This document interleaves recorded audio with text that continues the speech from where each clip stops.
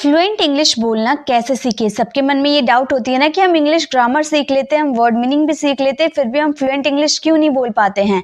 तो गाइज आज के इस छोटी सी वीडियो में आपको फ्लुएंट इंग्लिश जैसे अंग्रेज लोग अंग्रेजी बोलते हैं वैसे आप कैसे उन फ्रेजेस का यूज करके अंग्रेजी बोल सकते हो, आज के इस वीडियो में आपको बताने वाली हूँ। देखिए सबसे पहला जो हमारा वर्ड है वो है आई गॉट इट। देखिए ये एक छोटा सा फ्रेज है, ये कब यूज करते हैं, जैसे कि जब आपको बोलना होता है ना मैं समझ गया, क्या आपको बोलना होता है मैं समझ गया।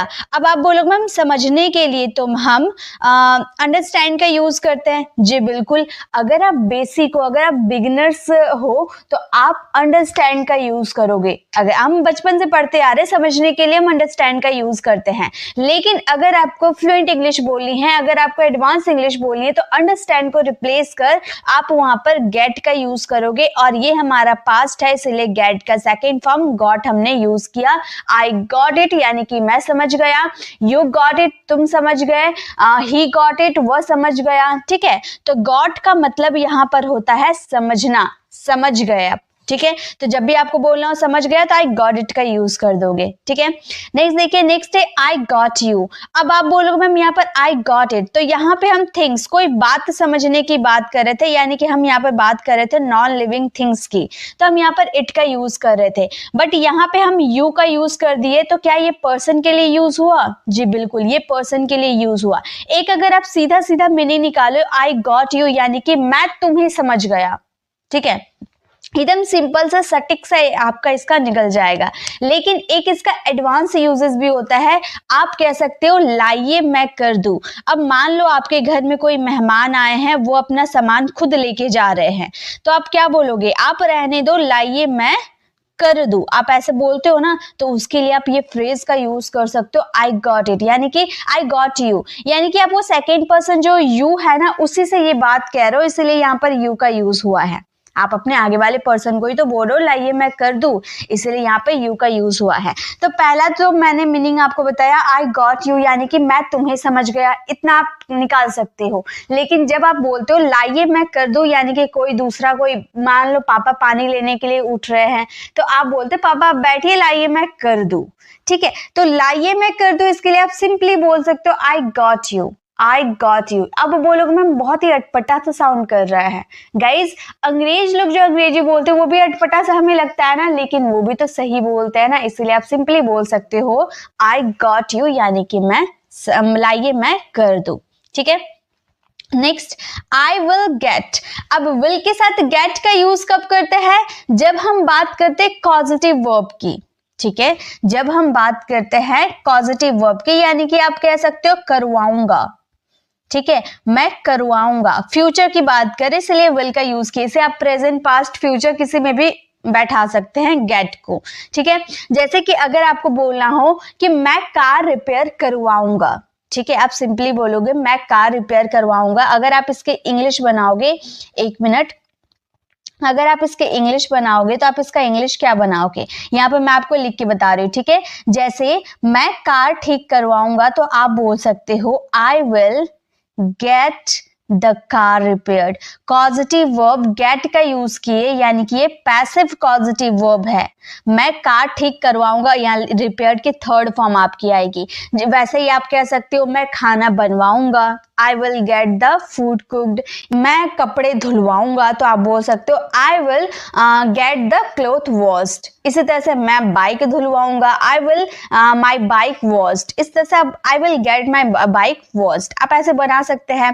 अब यहाँ पर हमने बात किया फ्यूचर, तो हमने विल का यूज किया। क्या इसे प्रेजेंट और पास्ट में नहीं बैठा सकते? जी बिल्कुल बैठा सकते हैं। जैसे कि यहाँ पर गा गेगी का साउंड आ रहा, आप ऐसे भी बोल सकते हो ना कि मैं कार रिपेयर करवाता हूं, है ना, मैं कार रिपेयर करवाता हूं, तो विल आप ना यूज करके वर्ब की फर्स्ट फॉर्म यूज करोगे I get the car repaired, सिर्फ विल आपका हट जाएगा। अगर पास्ट में आप बोलोगे कि मैंने कार रिपेयर करवाया, मैंने कार रिपेयर करवाया, तो गेट का सेकेंड फॉर्म गॉट का यूज करोगे I got the car repaired.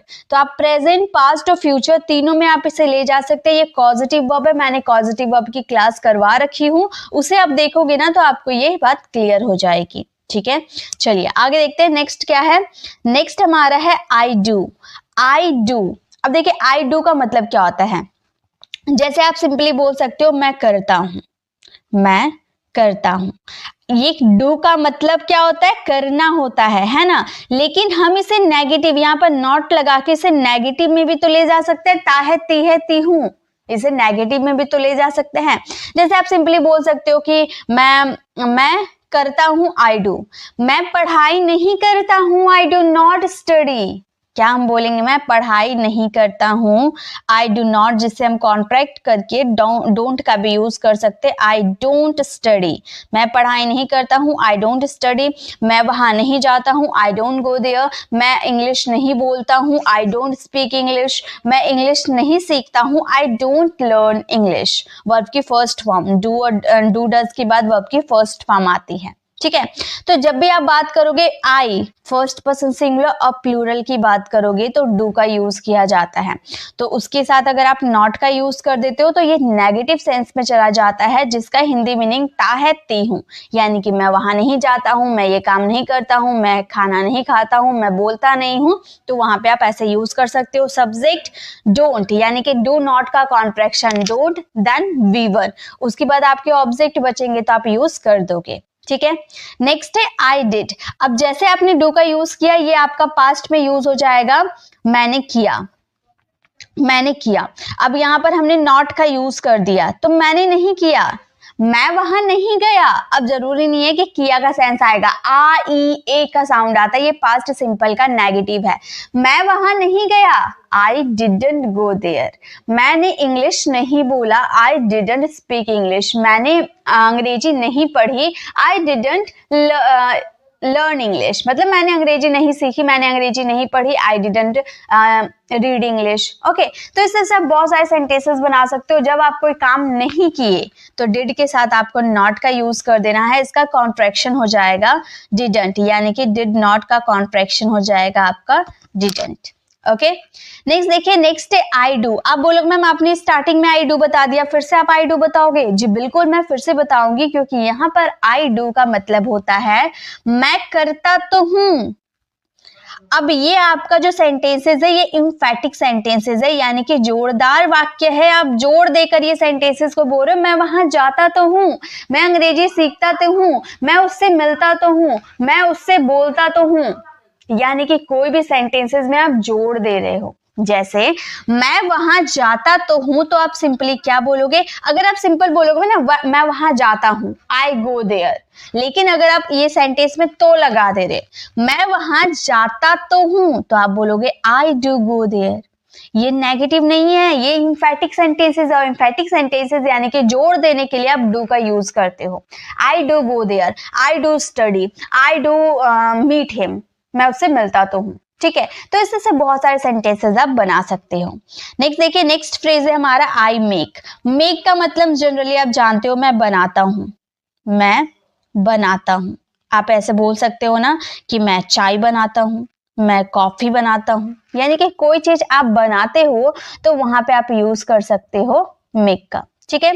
जैसे कि मैं चाय बनाता हूं, तो आप बोल सकते हो मैं चाय बनाऊंगा, I will make the T, ठीक है। मैं चाय बनाऊंगा तो आप सिंपली बोल सकते हो I will make the T.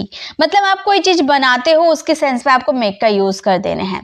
Next देखिए, नेक्स्ट है I make fun of. Fun of, I make fun of, यानी कि यहां पर मैं हो जाएगा कि मजे करना, ठीक है, या मजाक उड़ाना, ठीक है, मजाक उड़ाना। जैसे कि उसका मेरा मजाक मत उड़ाओ, आप सिंपली बोलोगे मेरा मजाक मत उड़ाओ, तो आप इसे बोल सकते हो don't make fun of, don't make fun of me. मेरा मजाक मत बनाओ, मत उड़ाओ या मत बनाओ, don't make fun of me. उसका मजाक मत उड़ाओ, don't make fun of him. या फिर रोहन का मजाक मत उड़ाओ, don't make fun of Rohan, ठीक है। तो यहाँ पे आप अपना जो भी जिसके मजाक उड़ाने की बात करो उसका जिक्र कर दोगे। लास्ट है हमारा आई मेक, फिर से आई मेक आ गया, तो यहाँ पर हो गया आपका आई मेक का मतलब कराना, यानी कि ये हमारा कॉजेटिव वर्ब है, लेकिन ये हमारा एक्टिव कॉजेटिव वर्ब है, ये पैसिव नहीं है। जैसे कि ये हमारा पैसिव था बट ये हमारा एक्टिव है।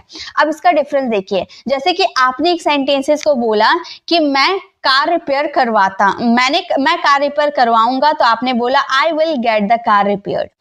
लेकिन मान लो अगर मैं बोलूं कि मैं तुम्हें हंसाऊंगा, तो हम क्या बोलेंगे, एक मिनट, हम बोलेंगे I will make you laugh, I will make you laugh. मैं तुम्हें हंसाऊंगा तो हम बोलेंगे I will make you laugh, यानी कि आप किससे कोई काम करवाओगे उसका जिक्र आप मेक में करोगे, बट आप अगर उसका जिक्र नहीं करते हो तो वो गेट में चला जाता है। यानी कि हमने सीखा है पैसिव पॉजिटिव वर्ब में आपका जो सब्जेक्ट होता है उसका जिक्र नहीं किया जाता है। वैसे यहाँ पे हमने किससे कार रिपेयर करवाया हमने जिक्र नहीं किया, लेकिन यहाँ पे हमने किसे हंसाया उसका हमने जिक्र कर दिया है।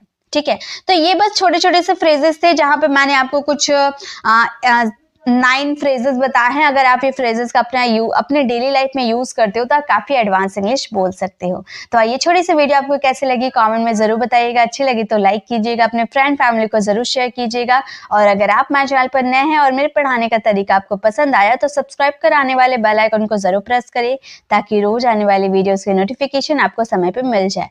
आई will see you in the next video, till then bye bye, take care.